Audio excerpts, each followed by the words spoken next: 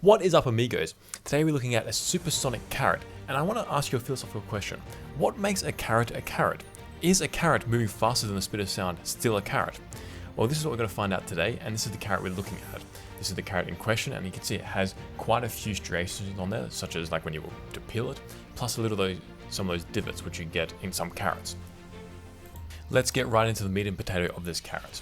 So we can see this plane here shows the Mach number, and I've put the color bar such that when it goes from blue to red, that shows the difference between subsonic and supersonic flow. So these blue parts here, that's all subsonic, and as soon as you go to the red part, that's supersonic, and the orange part is very supersonic, so that's like up to 1.4 in terms of Mach number.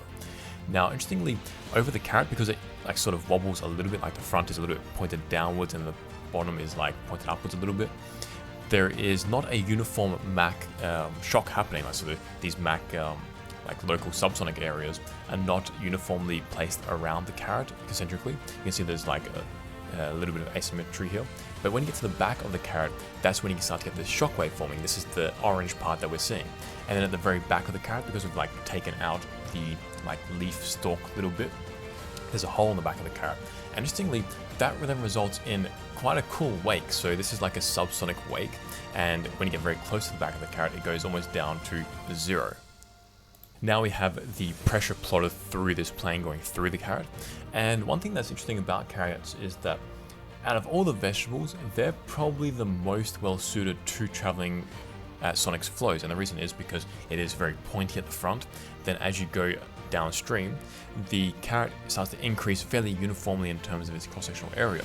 If you were to compare this to like a piece of broccoli or something, that just goes all higgledy-piggledy, and that results in different cross-sectional areas, and that results in a lot more shocks. That's why on this carrot we only even have one shock forming around the base of the carrot, which also coincides with quite low pressure.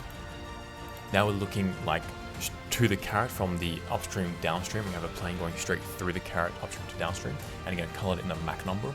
And it's really cool because the like blue bits, that coincides with what we were seeing before, where there are local pockets of subsonic flow, and then you get to the rear of the carrot and then it starts to blow out into this really red and even yellow part, which indicates that that's where the shock occurs, and then it goes back to quite blue in the wake. Now we have another Y plane going through the carrot, and I quite like this one because I've clipped it to only the subsonic region. So everything else that's supersonic, the flow, you can't see. It's only the pretty much like the wake, you could say. And even though like you have at the front of the carrot some of these low pocket velocity regions, that is kind of like the wake when you think about it, because the flow has decelerated. So that's like the effect of the carrot. I can tell you as well that this carrot's drag coefficient is only 2.37, which is pretty good considering it's going almost like 1.1 in terms of the Mach number. So that's in this video.